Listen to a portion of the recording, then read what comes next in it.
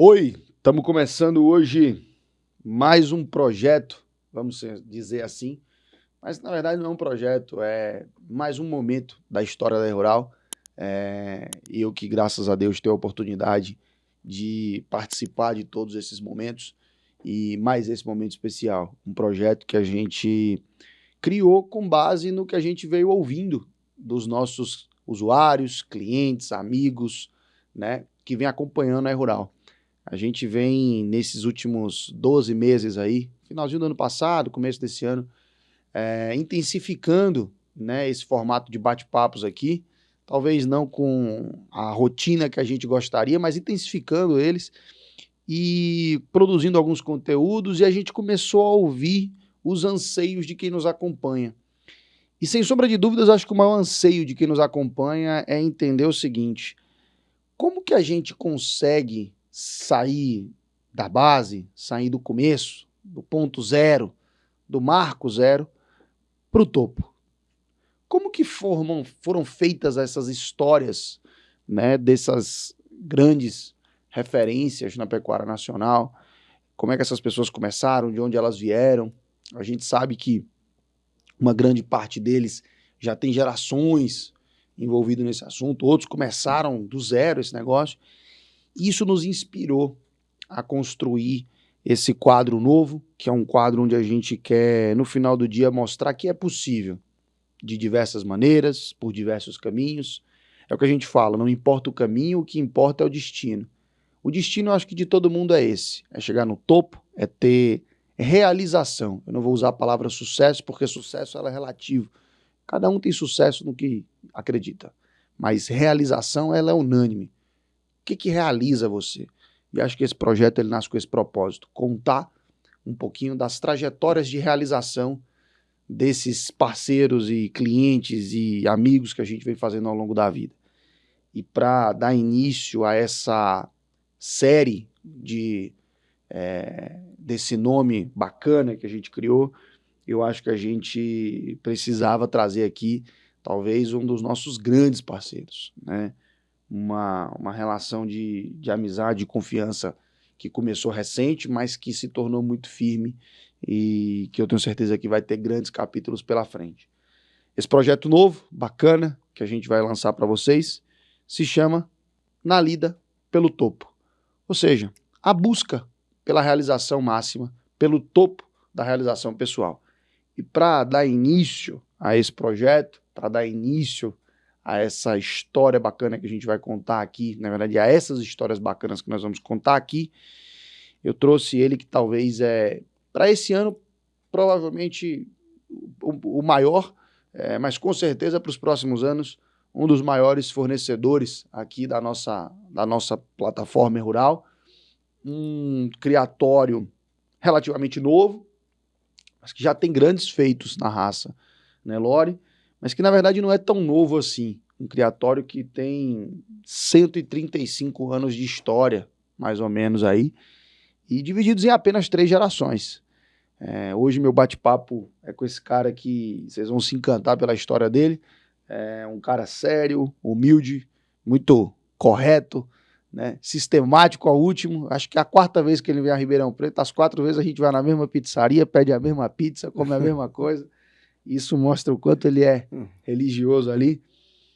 Afonso, Nelore da Bambu, exatamente. Meu amigo, bem-vindo mais uma vez. É muito bom ter você aqui. Você é pé quente. Toda vez que você vem aqui, a gente faz grandes coisas aqui. Desde a primeira vez. Já estamos indo para o 4º ou 5º evento? Quarto evento. Quarto evento. Exato. Quarto evento, nós começamos em outubro. Primeiro de touros. Dezembro fêmeas. Dezembro fêmeas. Março fêmeas e abril fêmeas. Para esse próximo de fêmeas. Quarto evento. Afonso, obrigado pelo convite ter sido aceito. Obrigado por você estar aqui com a gente. O objetivo hoje da gente aqui é contar um pouco de sua história, né? Uhum.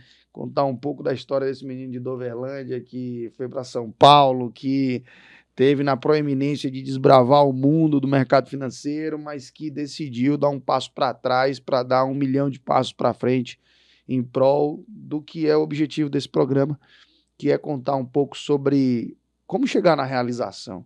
Eu acho que hoje você pode sentar em paz e reconhecer que você é um homem realizado, né? Com todas as suas realizações. Seus filhos, com a história, com o criatório, com o trabalho.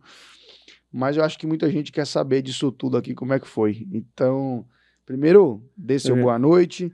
Bom, e depois a gente vai bater papo aqui. Não, primeira boa noite. Para quem não me conhece, Afonso Celso Moreira Guimarães, da Nelore da Bambu. Nasci em São José do Rio Preto, estado de São Paulo, mas logo aos 3 anos fui para Mirassol e continua a minha residência oficial é Mirassol. E a primeira fazenda, que era do meu avô, Fazenda Três Barras, hoje eu tenho a Fazenda Santo Antônio lá, é uma fazenda que remonta a 1908, tá? Então é uma longa história e tem muita coisa para a gente contar. Bacana. Afonso, já nessa toada, para a gente não perder, conta para a gente, primeiro assim, tenta contextualizar do seu avô chegando a Mirassol até você assumindo a propriedade, assim. Encurta esse pedaço porque eu quero focar na sua história, mas se você puder, conta pra gente como é que foi isso, e aí depois a gente vai voltando lá para beber dessa fonte. Então tá bom. Então voltando, a minha família, tanto do lado materno como paterno, vem do campo. Meu pai nasceu em Brotas, estado de São Paulo, e filho de fazendeiro, certo? Filho de Afonso Guimarães, que era filho de Júlio Delbu Guimarães, um antigo produtor rural de Brotas. Já o meu avô materno, ele migra de Resende, Rio de Janeiro, ainda jovem, para Pirangi, próximo a Jabuticabal. Por volta de 1908, surge o boato que no sertão de São José do Rio Preto tinham terras para café. Então, saem de Pirangi, carro de boi, e viajam até São José do Rio Preto. A partir de São José do Rio Preto, embrenham na mata, para chegar num ponto onde tinha essas terras para café e onde estava nascendo o vilarejo de São Pedro da Mataúna, que hoje é Mirassol. Então, ali ele se instala, por volta de 1910, que é o ano da fundação da cidade, e começam a derrubar o mato para plantar café. Tá? Enquanto do meu lado materno, a minha família estava na região de Brotas, Pirassununga, Descalvado, eles tinham fazenda ali. Meu outro avô plantava café também. Pois bem, meu avô evolui, cresce, e a partir dali começa a construir uma família grande, 11 filhos. A minha mãe era o 10º dos 11, e todos ligados ao agro, todos na fazenda. Então, meu avô comanda isso entre 1910 e até 1951, quando ele vem a falecer. A partir daí, a família, existe o processo sucessório, e a minha mãe fica sócia do irmão, eram os 2 caçulas, minha mãe é a 10ª, meu tio o 11º dos filhos, eles ficam sócios. O meu tio era Walter José Moreira, lá de Mirassol, e eles começam a trabalhar juntos, né? Minha mãe, os 2 solteiros, aí meu tio se casa, minha mãe também vem a se casar, e começa a construir. E meu tio segue, só que durante esse percurso, a minha mãe se casando, meu pai era promotor público em São José do Rio Preto, ele vem a falecer precocemente aos 40 anos. Você tinha 3 anos, eu tinha 3 anos de idade, quando meu pai falece. Então, minha mãe retorna para Mirassol e segue sócia do meu tio. Eu já também tinha uma irmã mais nova, com 6 meses nessa época, que hoje é minha sócia, que ao longo da vida é a Ana Silvia, que nós somos sócios a vida toda. E a partir daí, meu tio segue no comando, e é onde eu pude seguir estudos, estudar, fazer faculdade. Estudei em Mirassol, São José do Rio Preto, e por volta de 1975 eu vou para São Paulo fazer faculdade. Só que nessa época, logo em 77, aos 19 anos, eu perco a minha mãe também. Eu falei, e aí? Vou ter que parar de estudar. Eu fazia administração de empresas na Getúlio Vargas e direito na faculdade, na São Francisco, na USP. E eu falei, e agora? Aí meu tio falou, não, você vai estudar, eu te dou apoio. Então eu segui estudando para terminar a faculdade. Até 80, estava com tudo liquidado, 1980. Aí eu já trabalhava no Citibank, entrei como trainee no Citibank. Só para constar, você fez faculdade de Direito na USP, São Francisco, Isso. e fez ADM na FGV Na ADM. simultaneamente. Simultaneamente. É engraçado, porque o pessoal falava que eu era louco. Como é que era a rotina? Conta aí porque você me contou, eu quero que você conta para todo mundo como é que era a rotina. Eu entrava na Getúlio Vargas às 1h15 da tarde. Saía às 5h15. Era ali na 9 de julho. 5h15 eu saía e descia e ia para o centro. Sempre foi ali na 9 de julho? Sempre foi na 9 de julho. Na subidinha ali da 9 de julho? Na subidinha, isso, na rampa ali da 9 de julho. Aí eu descia, ia para o centro, subia Líbero Badaró. E você lembra o que era essa época? Eu saía de carro, estacionava ali perto do Largo de São Francisco, sempre tinha uma vaga ali, entrava às 7 horas, começava as aulas à noite, e saía às 11. Aí às 11 horas eu saía, e o que você vê o São Paulo daquela época e de hoje, né? Eu nunca vi nada, saía às 11 horas da noite no Largo de São Francisco. Durante os 5 anos, eu nunca vi um assalto, nunca vi nada, era a maior tranquilidade. Saía, pegava o carro, eu ia. Aí eu ia estudar. Aí eu chegava em casa, às vezes tomava café, o energético da época era o pó de Guaraná, tomava o pó de Guaraná e estudava até 2, 3 horas da manhã. E a rotina era essa, durante esse período todo. Mas como a administração eram 4 anos, terminei primeiro a administração e fiquei só com a USP à noite, com a São Francisco à noite. Surgiu um programa de trainee no Citibank. E eu entrei e comecei a trabalhar. O Citibank, na época, era na São João com Ipiranga, lá no centrão de São Paulo. E fui. Essa rotina, voltando ao tempo de estudar, eu estudava. E de manhã, eu precisava fazer. Então, eu ia para o Ibirapuera correr. Para depois voltar, almoçar e voltar para a escola. E essa foi a rotina durante esse período. A partir do momento que eu começo a trabalhar, aliás, antes do Citibank, eu fiz um estágio num grupo agropecuário, que foi muito grande, chamava Grupo Moura-Andrade, que remonta ao Antônio Joaquim de Moura-Andrade, que era o fundador. Entrei, fui trabalhar com um professor que era o controller do grupo. Trabalhei como estagiário durante um tempo e logo fui ser trainee no Citibank. Fiquei 2 anos e meio no Citi, já como gerente adjunto. E um dia, olhando na frente do espelho, a gente trabalhava, essa paletó, gravata, era o cotidiano de um funcionário de um banco. Era assim que a gente postava. Eu pensei e falei, será que quando eu tiver meus 70 anos, como é que eu vou estar? Aí eu olhei no espelho, comecei a prestar atenção nos colegas mais velhos. Falei, isso não é para a minha vida, não é o que eu quero. Eu quero usar botina, quero ir para a roça e tenho um sonho, criar gado. Gado é minha paixão. Nós ainda tínhamos café em Mirassol, junto com meu tio, e tínhamos gado em Mirassol, e também no município de Aporé, em Goiás. Aí eu falei, não, mas agricultura não é minha paixão. E a gente tem que, na vida, você tem que trabalhar com paixão, acreditar no que você faz. E eu gosto de animal vivo. Quando você falar assim, vamos criar gado, cavalo, porco, galinha, é isso que eu gosto. E eu falei, é na pecuária. Vou criar, recriar e engordar, e vou tirar leite também. E assim foi. Em 84, comprei junto com meu tio uma mata em Doverlândia em 1980, março de 80. Doverlândia era um distrito de Caiapônia, um vilarejo, onde não tinha água tratada, não tinha energia, tinha só um motor que desligava às 10 horas, não tinha telefone.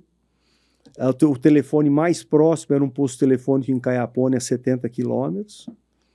E aí eu falei, é isso que eu vou enfrentar. Meus amigos de São Paulo falavam que eu era louco. Pois bem, eu falei, talvez eu fosse louco mesmo, mas eu fui atrás do meu sonho. E hoje eu acho que eu sou realizado, porque eu consegui.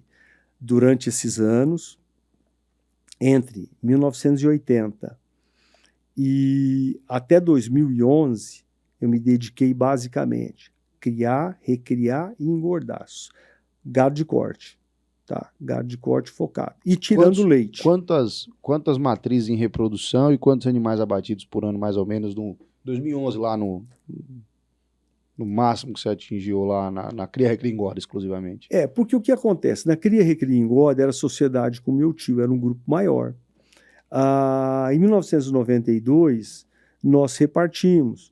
O meu tio, as filhas já estavam todas casadas, eles já queriam cada um com o seu projeto, então eu separei do meu tio e eu e minha irmã fomos trabalhar juntos, sócios, e que somos até hoje, né? A história se repete, né? Então, o que hoje a gente trabalha, a gente continua com o rebanho de gado de corte e tem o núcleo PO. Mas você fala, mas como começou o PO? É engraçado. Em 2011, eu tive um problema de saúde. E minha vida poderia ter terminado ali. Mas, graças a Deus, deu tudo certo e eu estou aqui. Aí eu pensei, falei, meu Deus, eu poderia ter ido embora. O que eu fiz de diferente nessa vida? Eu preciso fazer alguma coisa que contribua, que fique, um legado. E percebi, eu posso contribuir para o melhoramento genético do gado. Em princípio, era para a região de Doverlândia, o sudoeste goiano. Posso contribuir para melhorar o rebanho, porque tem muito em termos de eficiência. Os saltos, os ganhos genéticos são muito grandes. Muito diferente de aves e suínos, onde hoje um ganho genético hoje é muito apertado. E nessa época, em 92, eu falei, nossa, no Nelore é um salto imenso. Em pouco tempo, né, a gente salta muito. E mesmo 2011, quando começa. Eu falei, vou começar um projeto de Nelore e de gir. Porque gir, eu não falei disso, mas lá, quando eu era menino, na década de 60, a minha mãe e meu tio criavam gir em Mirassol. Começaram a criar gir na década de 50. Toda a minha família criava gir. Tanto meu o gir tio José... era o único gado que a gente tinha assim, em larga escala no Brasil, né? Até 62, a gente falava disso aqui antes de começar. O Nelore, ele é uma realidade de 62 para frente, né? Até 62. Inclusive um tio, doutor Anísio José Moreira, foi um dos grandes criadores de gir naquela época, nos anos 50, no Brasil, né? Foi um dos grandes criadores. E meus outros tios também, todo mundo criava gir, a família toda criava gir. Mas, com o tempo, o gir foi perdendo espaço para o Nelore. Por exemplo, era o gir padrão, né? Não era com essa seleção para leite. Isso começa mais tarde. E então, criamos gir, tá? Tivemos um período curto criando tabapuã também, em Mirassol, São Paulo. Criamos tabapuã por um curto período. Naquele boom do tabapuã, eu acho. No boom do tabapuã, mas e eu acabei com o tabapuã e vou te falar por quê. O tabapuã era livro aberto. Então você podia fazer experiências para conseguir. A partir de um momento, fecharam o livro de registro. Isso aí deve ter sido eu imagino 78, por aí. Eu era bem jovem, já com meus 21 anos, mas já criava tabapuã. Aí eu vi que não tinha variabilidade genética para você seguir melhorando. No livro fechado. No livro fechado. Você não tinha aonde procurar.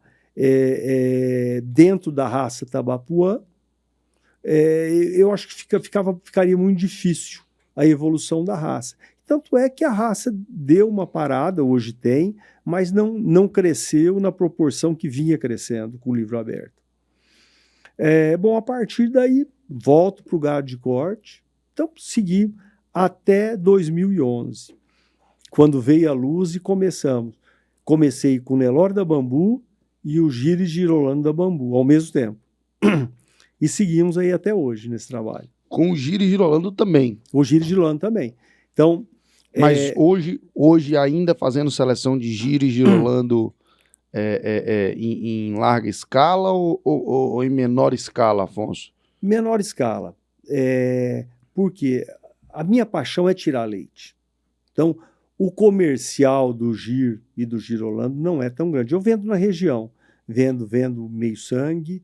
Então, o que eu foco é o gado Gir puro, que são minhas matrizes, minhas doadoras, e trabalho com meio sangue. As meio sangue, eu não vou nem para 3/4, nem para 1/4. Eu coloco embrião de meio sangue, que eu acho que é o ideal para a nossa região. Então, a gente hoje tira em torno aí de 7 mil litros de leite dia, né? A gente pretende estabilizar com 10 mil dia e fornecendo a genética local. Mas o grande projeto mesmo, o leite é paixão. E o grande projeto para fornecer genética hoje, a ideia inicial era fornecer regionalmente touros melhoradores, e hoje nós já estamos fornecendo para o Brasil todo fêmeas melhoradoras e machos melhoradores. E eu acho que assim, não tem limite. Hoje eu percebo que não tem limite. Aonde você quer chegar? Onde é o topo? Eu não sei onde é o topo. Nós queremos continuar melhorando, melhorando, melhorando. Aí, Afonso, a gente vai avançando aqui nesse bate-papo. E bate-papo bom é assim, quando a gente não consegue, a gente vai ouvindo a história, vai andando e você vai se envolvendo nela. Mas aí você fala que em 2011 você decide fazer seleção e decide deixar legado. E aí quando você olha o que guia o Nelore da Bambu, né? Uma das frases que guia o Nelore da Bambu é fazer touro com cara de touro, né? E uma outra frase que guia muito, né, o Nelore da Bambu, quando a gente para olhar, a missão é estar sempre melhorando, gerando rentabilidade e aumentando essa rentabilidade. Eu queria te perguntar o seguinte: em que momento você acha que o Nelore da Bambu, se você puder parar e refletir assim, em que fase da história você entende que o Nelore da Bambu saiu de um projeto de seleção focado naquela região, né, focado em oferecer genética ali mesmo local, e vocês têm um famoso leilão ali local que vocês fazem, né, presencial, e ganhou a maturidade para ir para o Brasil? Em que momento você acha que vocês falaram assim, bom, aqui a gente atingiu uma maturidade que nos credenciou a entrar na competitividade, que é altíssima, né? Concorrer com grandes marcas, fornecendo genética. Eu posso falar pelos eventos que a gente fez na Rural, fazendo médias comparadas às grandes marcas do Brasil. Que momento você acha que o Nelore da Bambu dá esse salto?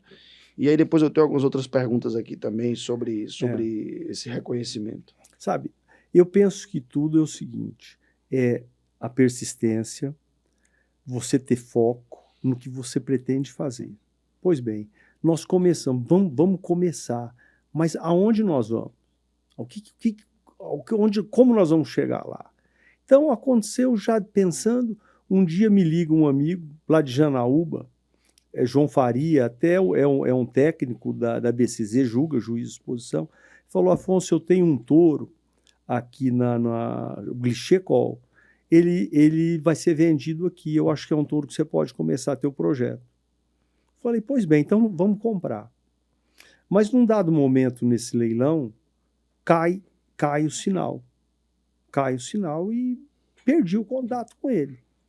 Pois bem, passou no dia seguinte, ou bem mais tarde à noite, ele me ligou: eu comprei o touro para você. Falei, comprou? Então tá bom. No dia seguinte me liga o Zé Aparecido, que era o gestor da Colonial na época, fala: Afonso, o touro que você comprou, a ABS está interessada nesse touro. E eles querem contratar. Então tá bom. Ele falou, o Gustavo Morales vai te ligar. E dito e feito, no dia seguinte o Gustavo Morales me ligou, eu não conhecia. Ele falou, Afonso, eu que estava disputando com você o touro. E eu ia comprar o touro. Só que o sinal caiu. E ninguém deu lance, eu não comprei. Pois bem, o touro foi para. Eu tinha um touro numa central e nem uma vaca PO. Aí, um grande zebuzeiro, já falecido, não conhecia muito de gado, um grande amigo que me ajudou muito, chamava João Faria, lá de João de Faria Filho, pai do João Faria, juiz, do João Augusto. Falou, Afonso, você tem um touro na central, vamos comprar umas vacas. E saí comprando vaca. Fiz um rebanho. Mas aí tinha vaca de todo tipo, muito refúgio de pista. E 1, 2 anos, 3 anos, falei, não tinha. Sabe, eu estava vendo que o melhoramento muito lento, muito lento. Nessa época, e está até hoje, o Cristiano Perrone, que é um técnico da BCZ, quando você fala que eu não gosto de mudar, o Cristiano foi o primeiro técnico que me atendeu em 2011 e ele continua até hoje. Ele é técnico por São Paulo, ele mora em Piracicaba, mas ele registra lá em Goiás até hoje, nunca mudou, nunca teve outra pessoa registrando gado lá. Pois bem, e ele já focado no melhorar no PMGZ, inicialmente participando, fomos focando no PMGZ. Fui adquirindo matrizes da Colonial e da Vera Cruz, dentre mais uns 20 outros criatórios. Mas, no fundo, aí fomos num processo de seleção, melhorando, é o que você falou, produzindo touro com cara de touro, melhorando os números, mas sem perder a parte morfológica, de estrutura e da beleza racial. Então, fomos trabalhando, por isso um processo lento.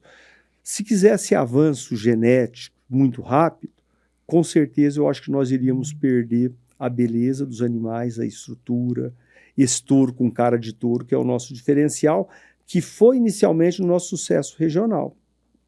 Os primeiros leilões em Piranhas eram sucesso. Caía na pista, chovia lance de todo lado, que eram touros muito bonitos, mas ainda com avaliação, era só o PMGZ, não era, vamos falar assim, eram touros DECA 3, DECA 4, mas estavam num processo.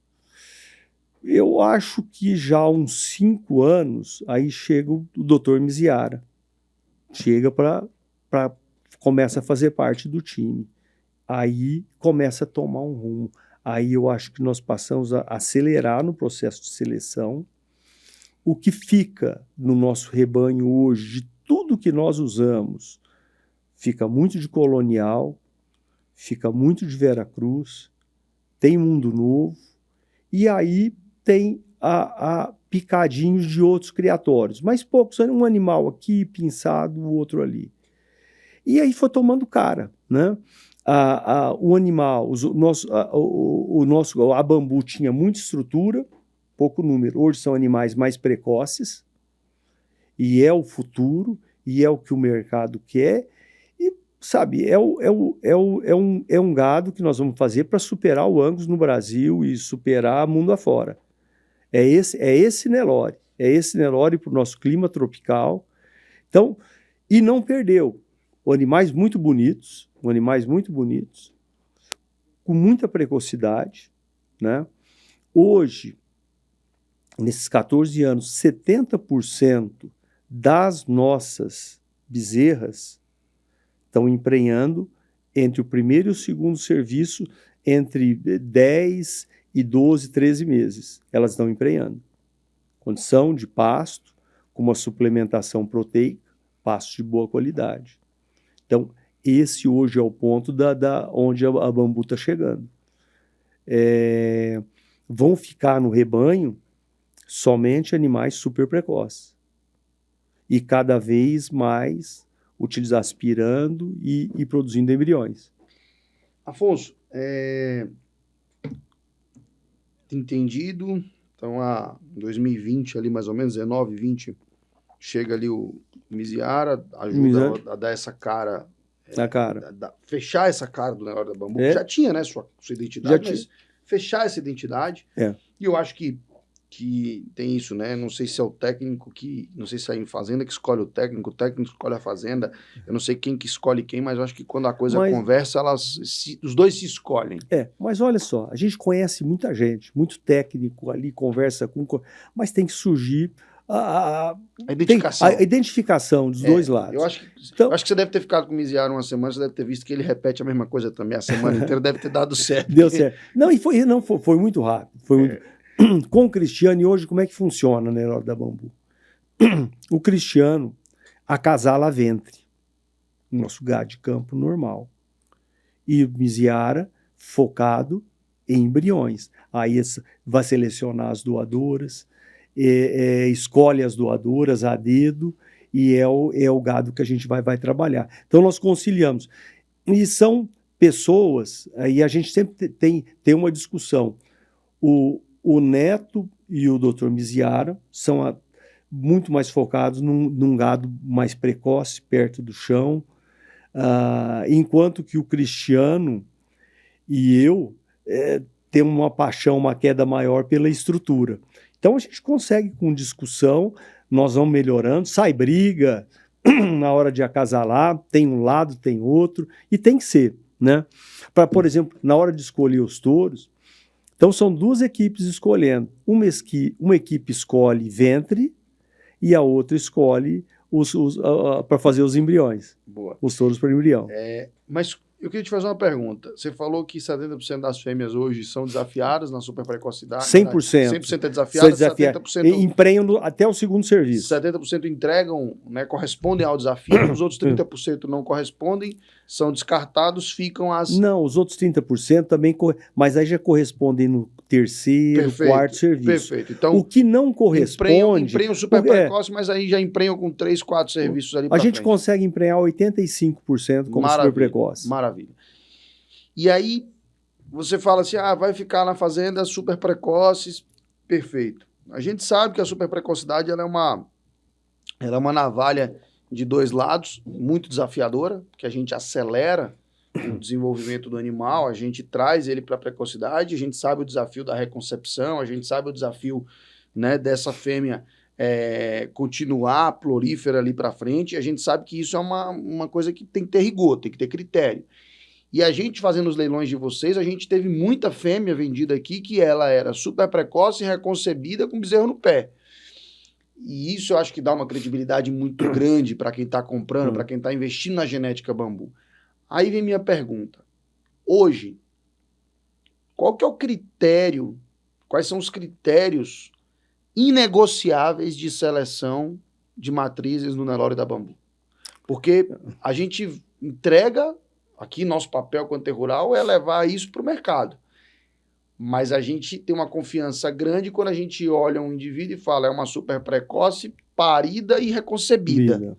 E com um bezerro que está ali 30%, 40% do peso da mãe antes da desmama, ou muito próximo da desmama, com 40%, 50% do peso da mãe. A gente vendeu alguns lotes aí no último leilão que o pessoal falava assim, eu estou comprando 2 matrizes e um ventre de uma. Então é um lote duplo, agrupado com 2 matrizes, uma prenha e uma não prenha, mas a outra tá a ponto de prenhar. Tinha uma bezerra que tava com 300 quilos no pé da mãe. Qual critério para chegar nisso? Quais são os critérios inegociáveis? Aqueles que falam assim, esse a gente não negocia. Olha, eu falo para você, a primípara é um desafio para qualquer criatório. Não só no gado puro, como no gado cara limpa, pasto. Por quê? Ela, mesmo quando eu não falo nem a super precoce, eu falo a novilha normal, convencional, que pare lá com seus 36 meses, é um gado que tem dificuldade de reconceber. Pois bem, ela vai se entregar muito, ela vai sofrer, ela não sabe ser mãe, ela tem que aprender a ser mãe. Então você tem que dar uma pastagem de boa qualidade, uma suplementação para que ela mantenha o ciclo reprodutivo, porque ela vai ter que cuidar do bezerro, ela tem que cuidar do filho e tem que se preservar. Então você tem que ajudá-la. ajudá-la para reconceber. Isso a gente aprendeu a fazer com muita facilidade. Hoje, sabe, no começo você falava, nossa, vão emprenhar uma bezerra com 12 meses. E será que ela vai parir? Será que vai morrer no parto? Mas você aprende. Hoje é uma rotina, não tem segredo. Não tem segredo. É a atenção. Muitas vezes, e isso para qualquer tipo de novilha, existe aquela que não consegue parir por qualquer problema. Mas você estando atento, ajuda, auxilia e ela pare. Mas eu acredito que é a nutrição. O grande segredo é na nutrição a passo, suplementação, o animal estando em boas condições e tendo as características genéticas da fertilidade, da precocidade, tem tudo para dar certo. 100% do gado hoje na Lora da Bambu, genotipado? 100% genotipado. Avaliado nos 3 programas? Avaliados pelo PMGZ e a NCP. A NCP. Nós temos 2 programas. A ultrassonografia de carcaça também é feita. Né? E precocidade sexual já começaram a fazer? Precocidade sexual não, ainda não estamos fazendo. Perfeito. Uma estação de monta apertada, rígida. Mas não feita talvez na medição dos machos, mas feita na prova das fêmeas. Na prova das fêmeas. Todas são desafiadas. Todas são desafiadas. 100% nós não escolhemos, porque o que acontecia? E até um dia, no começo, a gente escolhia as bezerras mais bonitas para desafiar. Um dia na fazenda, uma visita da doutora Roberta Gestal, ela falou, mas como? Você está escolhendo quem você vai desafiar? Não. Às vezes aquela feinha, aquela magrinha ali é que vai ser a fera na fertilidade. Tem que desafiar tudo. E a partir dessa visita, nós começamos a desafiar todos os animais, 100%. 100% das bezerras. Então, a precocidade sexual está sendo feita na vida real. Mais do que na medição, ela está sendo feita na vida real. O período nosso de nascimento começa na segunda quinzena de julho e esse ano terminou na segunda quinzena de novembro. Então, ela é muito justa. Estreito? Estreito. Um desafio imposto pela região ou um desafio imposto por vocês? Por nós. Um desafio imposto. A região não. Engraçado que hoje ainda você vê que a região... Tem muita gente que deixa touro o ano todo. Muito criador não faz estação de monta. Isso é essencial para um processo de seleção. É essencial. E nós não abrimos monta. Nós não abrimos um precedente para isso aí, não. Vamos esticar nada disso. Aí, Afonso, a gente caminhando para frente, você falou sobre como começou, tal, história, falou sobre os critérios de seleção. Você tem uma história engraçada, você começa com um touro de central sem ser criador de Nelore, né? Mas uma coisa é você ter um touro na central que você comprou de alguém, e outra coisa é você ter um touro na central que carrega na paleta, que carrega no corpo as suas marcas. Então, eu acho que tem uma sensação completamente distinta quando você deve ter visto ali as letras AFOM, AFOM, cravejados dentro de uma central. Eu não sei exatamente quem foi o primeiro indivíduo, mas eu sei quem foi talvez o indivíduo mais expressivo para nós que estamos do lado de cá. E aí eu quero te fazer uma pergunta dupla. A primeira é, como foi a sensação de ver o primeiro indivíduo marcafon dentro de uma central? E como foi a sensação de identificar, ver ir para a central e ver ser tão utilizado o vigor da Bambu e como vocês identificaram essa família lá dentro do vigor, que talvez é um dos ícones quando a gente pensa nos critérios de habilidade materna, né? Talvez o touro mais usado para corrigir a habilidade materna nesse período recente foi o vigor. Qual foi a sensação de ver o primeiro indivíduo ir para a central e como foi a sensação de ver o vigor e não só ir, mas ir como protagonista para uma central de peso, como ele foi? Bom, o primeiro touro, a sensação foi assim, era um sonho para nós. Nós participamos desde o começo, estamos participando do PENAT. Então, eu não falar há 4 anos, mais ou menos, e a gente sempre ia colocando um touro entre aqueles 15 escolhidos, né? E sempre recebendo prêmio. Mas há uns 4 anos, o primeiro foi o dólar da Bambu, e que nós iríamos vender. Nós sempre levamos PENAT e vendemos todos lá. E na hora da venda, aparece a CRV e contrata Lagoa. Foi para Lagoa, tá lá o dólar, um baita de um touro, né? Um show de carcaça. E então a sensação foi incrível. O primeiro touro era um sonho, a gente nem imaginava um Afon, né? Nelore da Bambu, em uma central. E aí começou. Aí no ano seguinte foram mais 2, depois eu acho que mais 2, e os 2 últimos, o Grafite da Bambu e o Vigor da Bambu, que esses são do ano passado. Aí mudou a história. Os outros são bons touros, estão indo, foram usados, mas o Grafite promete muito ainda. Eu acredito muito no Grafite da Bambu, que hoje é da ABS, inclusive é parceria com a ABS, eles são donos da metade, mas o Vigor da Bambu virou a página. Esse é um touro para fazer gado, para fazer rebanho, e ontem eu fiquei sabendo que ele ganhou aquela certificação do IATF Max da ABS. Então ele está na bateria do touro jovem, né? Touro que não tem 3 anos, ele completa 3 anos em dezembro. E sucesso. Para corrigir maternal, para fazer fêmea, ele faz tudo, uma régua de DEPS perfeita. Então, hoje eu posso dizer que hoje o Vigor da Bambu é um sonho. Para Nelore da Bambu, produzir um touro da qualidade, do Vigor, é realização. Como criador, é uma realização. E aí, Afonso, a gente está falando aqui na lida pelo topo, e você falou durante a sua fala que você ainda não chegou no topo, né? Você é realizado, mas você ainda quer mais. E quando a gente olha para frente, a gente começa a olhar o retrovisor, a gente já viu, né?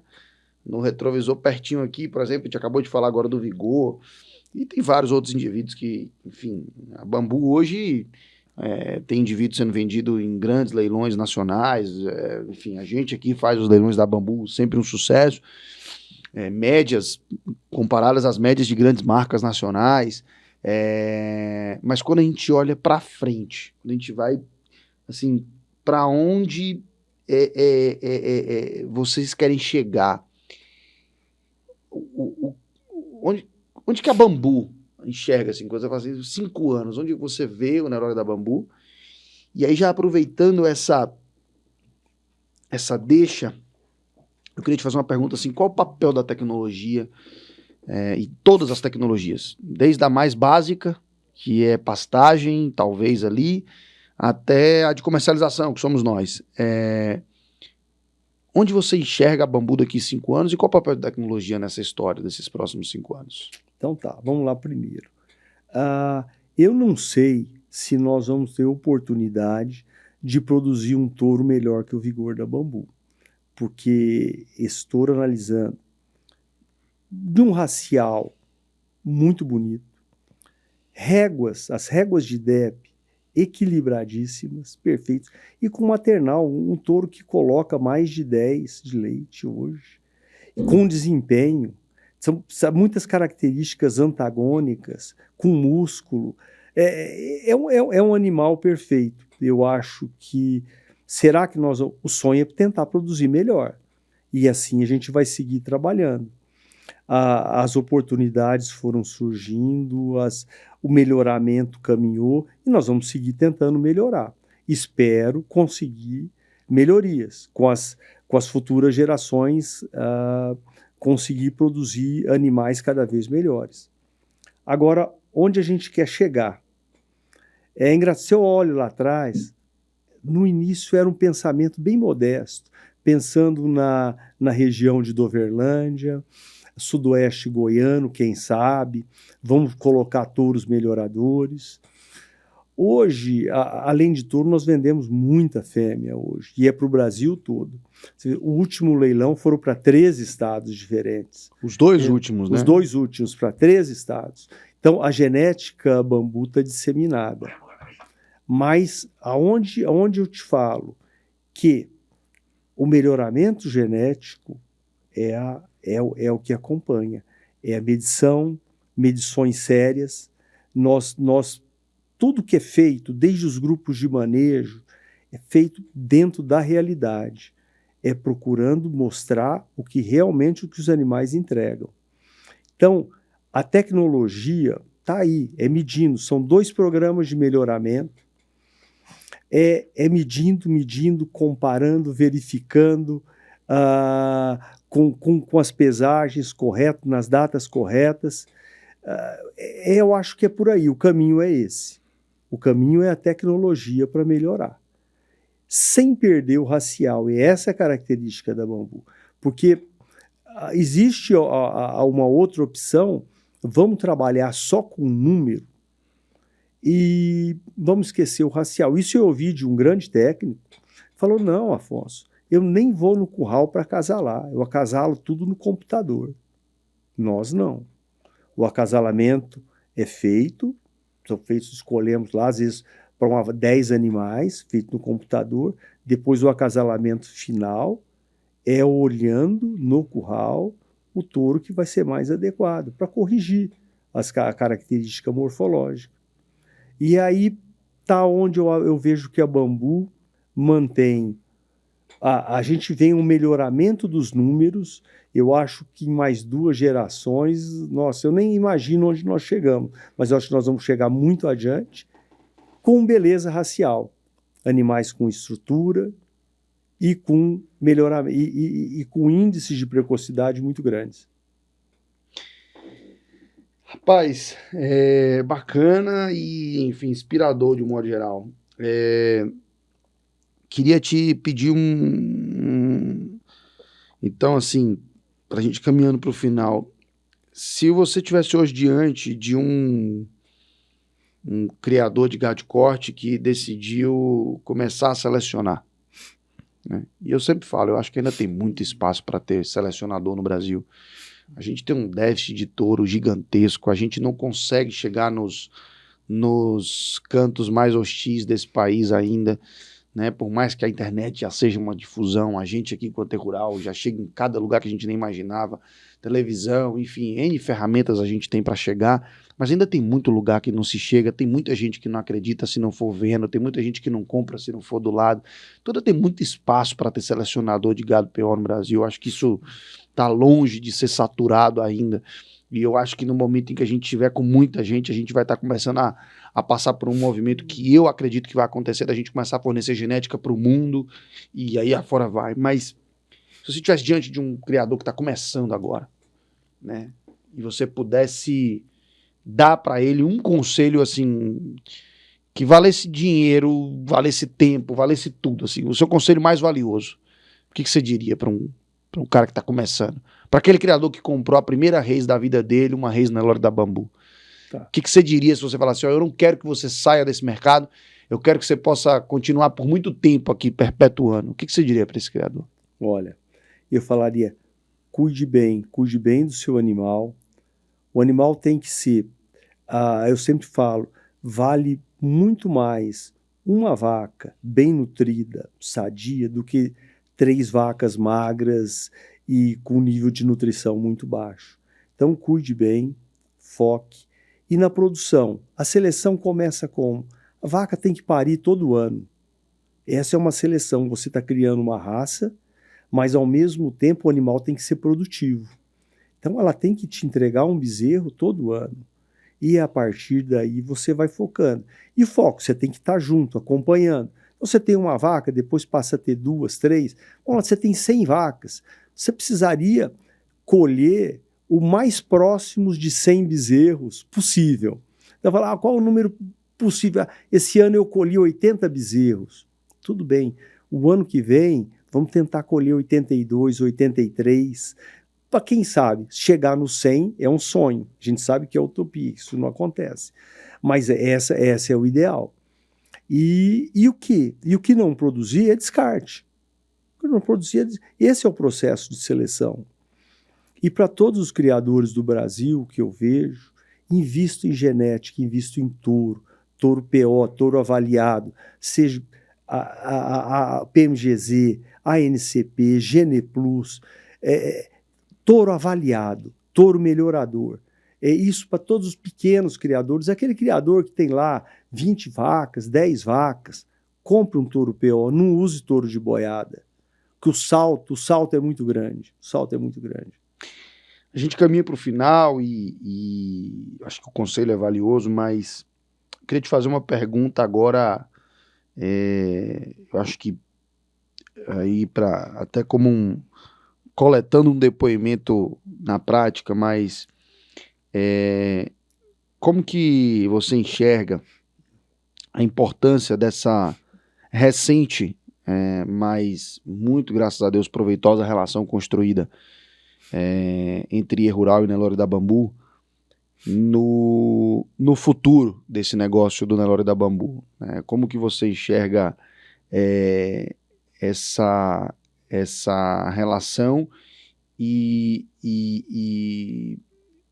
o que você talvez, e aí perguntando mesmo, o que te fez aumentar ainda mais a nossa relação, que começou com 90 animais, e esse ano, com fé em Deus, nós vamos fazer 500 animais juntos aí. O que te motivou a estreitar essa relação e qual o valor disso quando a gente olha? A gente falava no telefone, eu e você, a gente pode confessionar para todo mundo, que o Nelore da Bambu tem uma característica que eu particularmente admiro, que é ter múltiplos canais de comercialização, múltiplos canais de distribuição.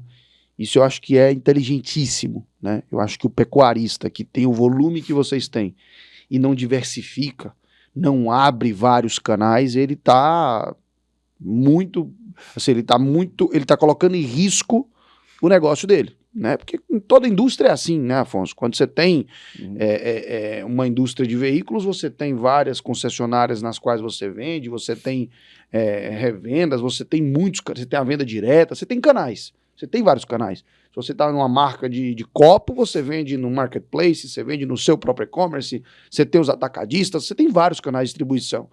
No gado, eu acho que começa agora a viver essa revolução dentro da pecuária seletiva, né? Uma fazenda de seleção genética, trabalhando com várias, com leiloeiras, trabalhando com plataformas como E-Rural, trabalhando com a venda na fazenda, trabalhando com participação em feiras de tipo progenética, em leilões regionais, ou seja, diversificando, né? Botando um pouquinho da sua genética em cada lugar para que você acesse públicos distintos.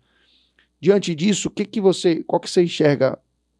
Qual que é o papel dessa nossa relação nesse futuro na Nelore da Bambu e o que te fez estreitar essa relação?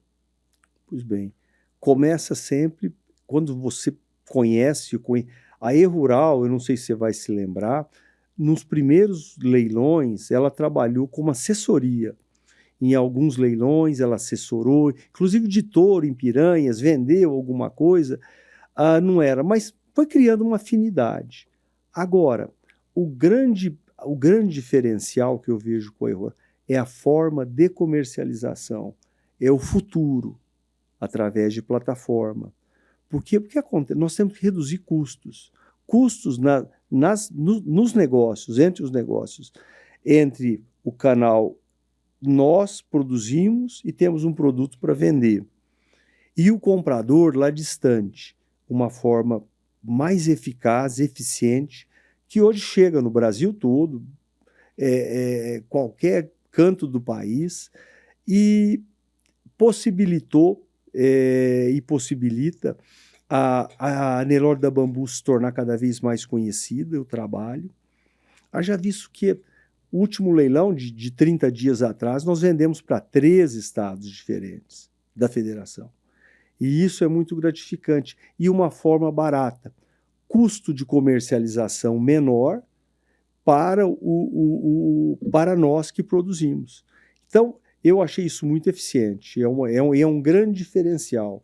Um grande diferencial da E-Rural, eu acho que eu vejo como uma forma... Porque os meios tradicionais ficam muito caros. O custo aumenta muito. E essa forma que é eficiente, extremamente eficiente. Porque se tivesse o custo baixo, mas não funcionasse, também não valia de nada, né? É muito eficiente. E uma relação abre um leque imenso para novos clientes. E o potencial...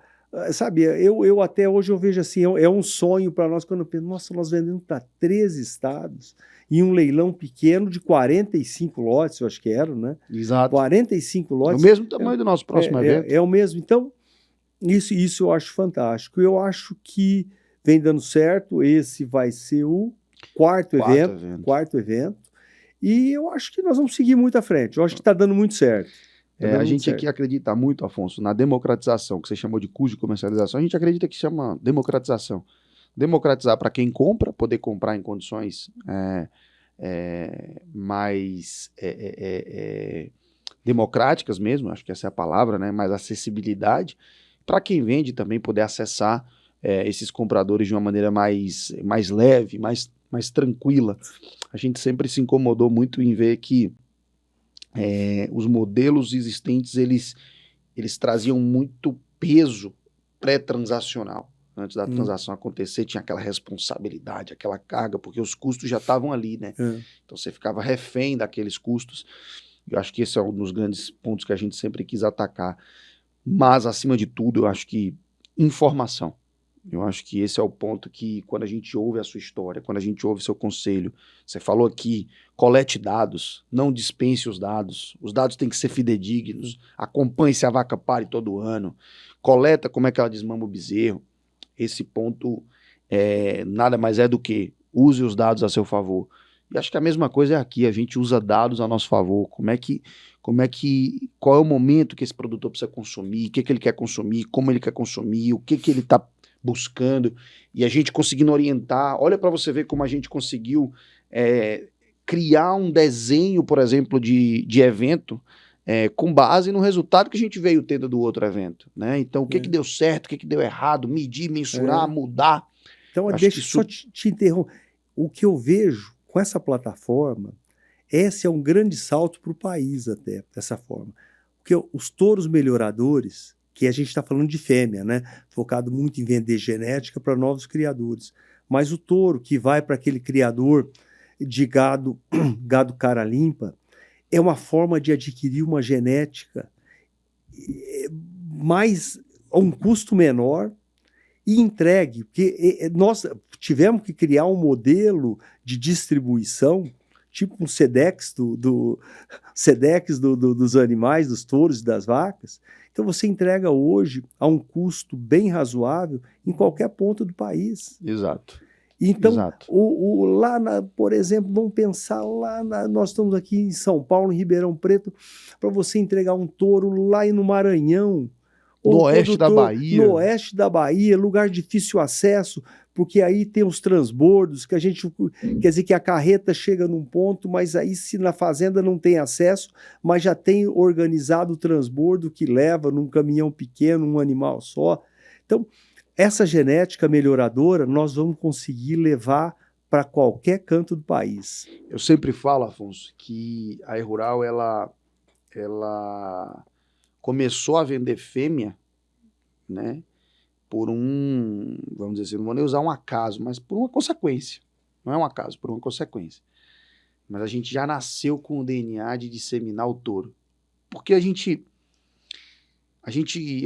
uma frase emblemática minha, já saiu em outros podcasts por aí, e os cortes dessa frase são sempre muito visualizados. Onde eu falo assim, o touro, Afonso, ele é comparado com o trator, com a roçadeira, com a colhedeira, com a plantadeira, com a enxada, com a foice. Ele é uma ferramenta, né? O touro, ele só tem uma função. Ninguém compra touro para deixar no pasto, para ser bonito de vizinho ver. Compra touro com o objetivo de emprenhar a vaca.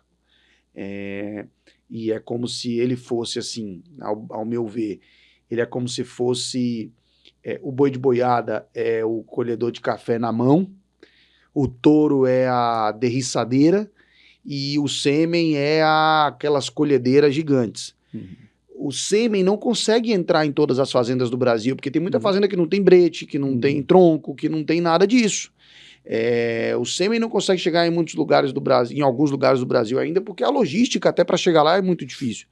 Mas a colhedeira, quando a gente olha para a colhedeirazinha costal do café, ela colhe na rampa, ela colhe na fazenda plana, ela colhe em qualquer lugar. E é o touro melhorador. Ela dá ganho, ela dá um salto de eficiência da mão para a colhedeira de costal gigante. Muda uma fazenda de café, por exemplo, você ter a colhedeira costal, uma mesma pessoa consegue produzir muito mais. E para mim isso é o touro melhorador. É o touro avaliado, seja ele qual for o programa. E é simples aqui, ó. Eu corro muito em leilão de gado de corte, gosto, sempre participo. Um bezerro bom hoje, de um touro, filho de touro PO, de vacas boas, passa de R$3.000. Enquanto que às vezes o bezerro fraco, filho de qualquer touro de boiada, é 2.000. É 50% a mais no valor do bezerro. E quando você falou, o macho você vende, mas o criador, a fêmea fica na fazenda. A fêmea vai ser a futura matriz. O residual genético matriz, dessa ferramenta é imensurável. É imensurável. E ele vai passar a vender, porque olha, hoje tem bezerro bom, hoje chega aos 3.500 fácil. Bezerro bom, filho de uma vaca Nelore boa, com um touro Nelore, arrebenta em qualquer leilão, o desmama. E tem um ponto importante, né, Afonso? A gente fala assim, o touro, ele ainda precisa chegar em muita fazenda no Brasil. O touro melhorador. E eu sempre falo aqui na Rural, a gente não precisa ser a maior ferramenta de comercialização de fêmeas melhoradoras de matrizes PO, mas a gente precisa buscar a todo custo ser a principal ferramenta de comercialização de touros.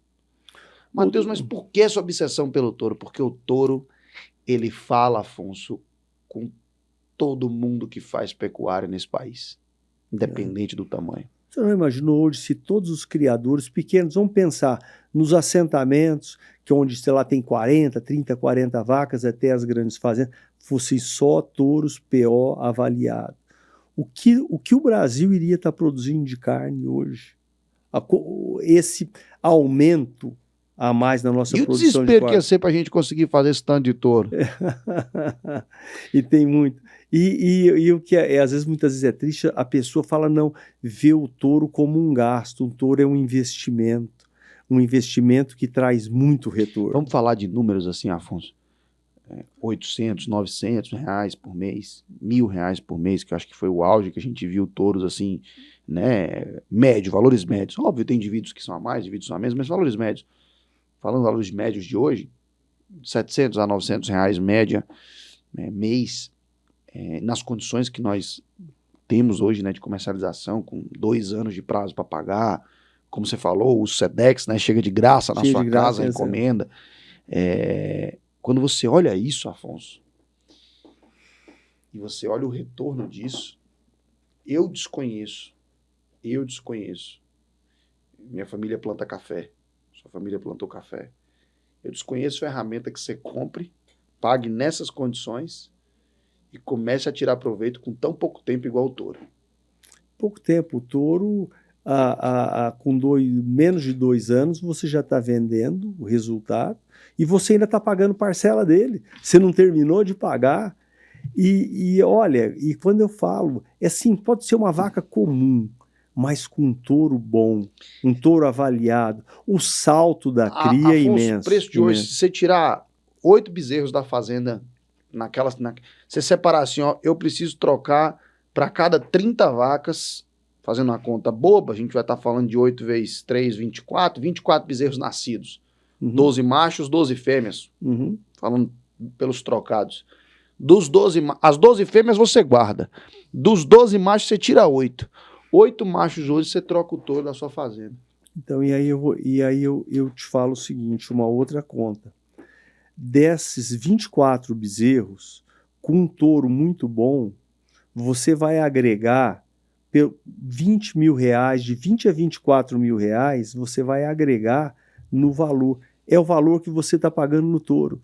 Ele se paga. na primeira produção. E tem um detalhe, né? Você ainda vai descartar o animal que estava lá fazendo esse papel de touro. Exato. E esse descarte tem que ser abatido da conta, né? Tem que ser abatido. Então, assim, eu realmente concordo com você.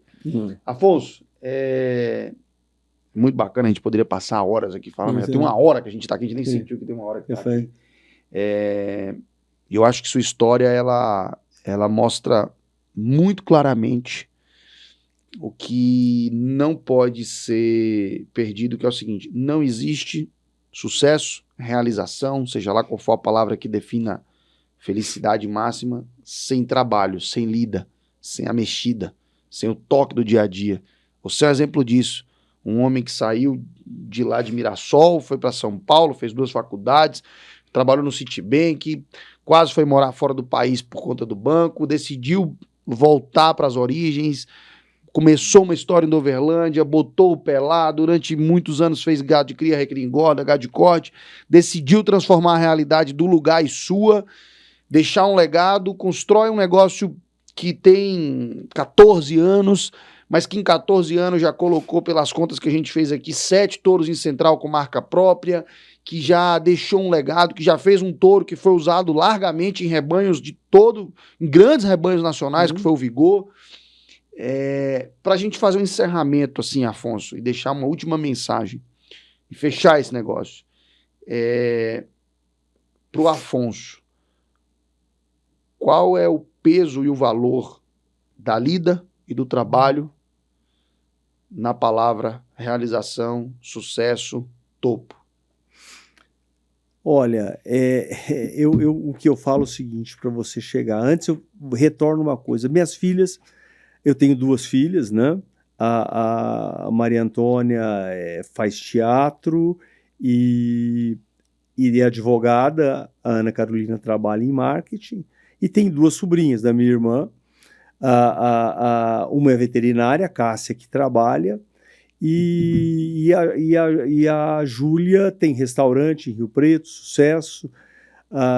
Então, às vezes quando me perguntam, ou minhas filhas perguntam mais, a Cássia pergunta, o senhor não pensa em aposentar, parar? Eu falo, a gente sonha, enquanto a gente tem vida, enquanto quero sonhar, enquanto tiver saúde, aposentadoria na minha vida não existe. Enquanto eu tiver vida, seguir produzindo, até um dia que se não tiver mais condição. Mas eu quero ter por muito tempo. Agora, o que eu falo que nessa lida diária é o foco.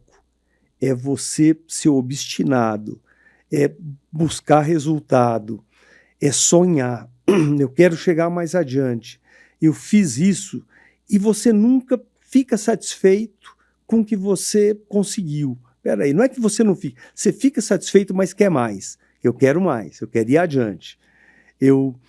Se nós fizermos o bambu, o Vigor da Bambu, eu quero produzir alguma coisa diferente, sabe, que traga novos resultados, novas esperanças. E a gente vive muito disso, né? É de sonhar, de ter esperança, e essa é a paixão.